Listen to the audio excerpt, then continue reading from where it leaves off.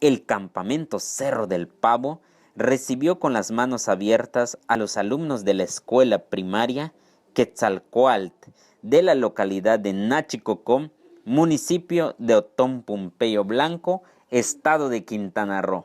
La visita consistió en reforzar la materia de recursos naturales que les imparten en la escuela.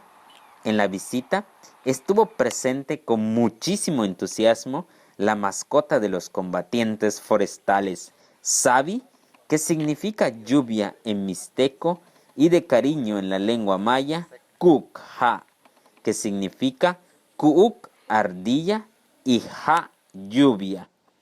El jefe de campamento, Joselito Q. Espíritu, y su equipo de trabajo del campamento Cerro del Pavo dieron un recorrido a los alumnos en una reserva cercano al campamento.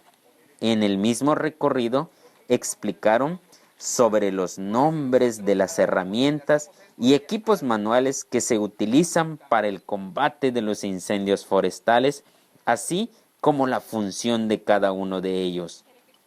Se les recalcó que en un incendio forestal es un fuego que se propaga sin control en los bosques y selvas y que genera peligro o daño a las personas, la propiedad y al medio ambiente. De igual forma, se les explicó que para que se presente un incendio se requiere de 3 elementos importantes. El primero, combustible, conformado por hojarasca, ramas y maderas secas. El segundo, oxígeno. Y por último, el calor.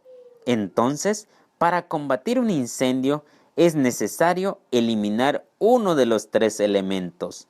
Como ejemplo, realizar una brecha cortafuego, eliminas hojas secas, ramas secas, maderas secas. De esa forma rompes el triángulo del fuego y logras controlar un incendio forestal. También se les explicó la importancia de los árboles y la función que realizan. Sin los árboles no hay oxígeno. Sin los árboles no se regula la temperatura de la tierra. Sin los árboles no hay fauna. Sin los árboles no hay vida. Por lo tanto, es importante su protección y esa es la misión de los combatientes forestales con la ayuda de la sociedad. Convencidos los alumnos de la importancia de la selva, nos regalan con mucho entusiasmo este mensaje.